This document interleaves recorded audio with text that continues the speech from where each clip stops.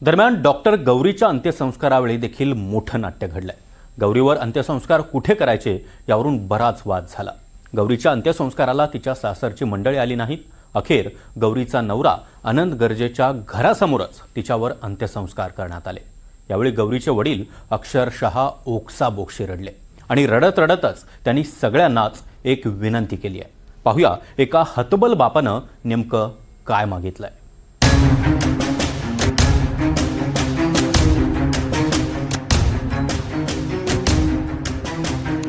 करू नका, फिरून तुम्हाला मुली आणली तर न्याय द्या आणि तुमच्या मुली गरीबाला द्या। श्रीमंताच्या नादी लागू नका, बापकीवर जाऊ नका।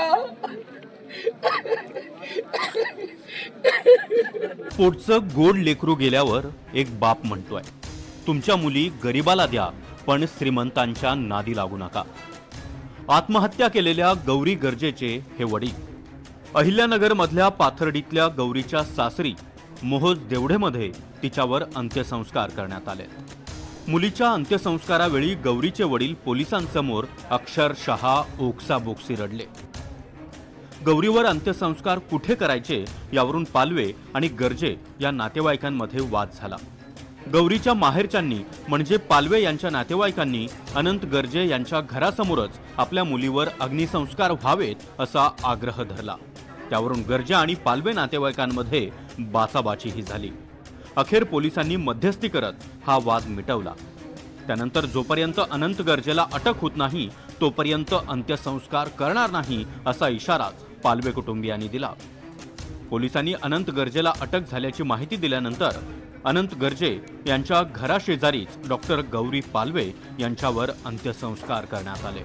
आता आपण काय केलं, आपण आलो तो व्यवस्थित सगळं, तर त्यांनी काय केलं, गावाने किती आडमुठेपणा केला। सगळ्या गावाने त्यांच्या प्रेत बाजूला घेऊन जाळू म्हणले। ठीक आहे, आम्ही मान्य बी केलं, चला ठीक आहे, आमची बासी आहे।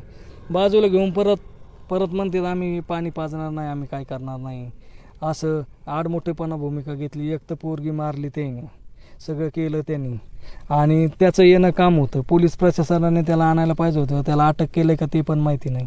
आणि विषय म्हणजे काय, ताईने आता पोलीस प्रशासनाला सांगून त्याचा कार्यक्रम करणं गरजेचं आहे, कारण की हे घातक लोक आहे असे समाजाला, याच्यावर कडक कारवाई झाली पाहिजे। गौरीची आत्महत्या नव्हे तर हत्याच असल्याचा गौरीच्या नातेवाईकांचा आरोप आहे। 2-3 दिवसानंतर गौरीचे नातेवाईक याबद्दल सविस्तर बोलणार आहेत। गौरीच्या मृत्यू प्रकरणी अहवाल आल्यानंतर गौरीचा मृत्यू नेमका कशामुळे झाला याबद्दलचं गूढ उलगडणार आहे। आज जे क्राईम सीनला आम्ही तपासणी याच्यासाठी केली की ते जे काही घटना घडली त्या फॅनची उंची किती होती, बेडची हाईट किती होती आणि याच्यातनं उर्वरित माहिती आता पोलीस स्टेशनला भेटणार आहे। त्यानंतर आम्ही आमचा क्राईम सीन रिपोर्ट बनवू की पॉसिबिलिटी किती आहे कोणत्या गोष्टीचे, जे काय आरोप झालेले त्या बाबतीत। त्यामुळं आत्ता तर ही प्राथमिक क्राईम सीन झालेली आहे, त्याच्यात जे मेजरमेंट जे आमच्या दृष्टीने फॉरेन्सिकच्या जे फोटोग्राफी आम्हाला हवी आम्ही आमची केलेली आहे। आत्ता त्यातली उर्वरित माहिती पोलीस स्टेशनला जाऊ आयोशी आम्ही चर्चा करणार आहे आणि विदिन 1 or 2 days आम्ही 48 hours आमचा क्राईम सीन रिपोर्ट आयोगना सबमिट करणार आहे।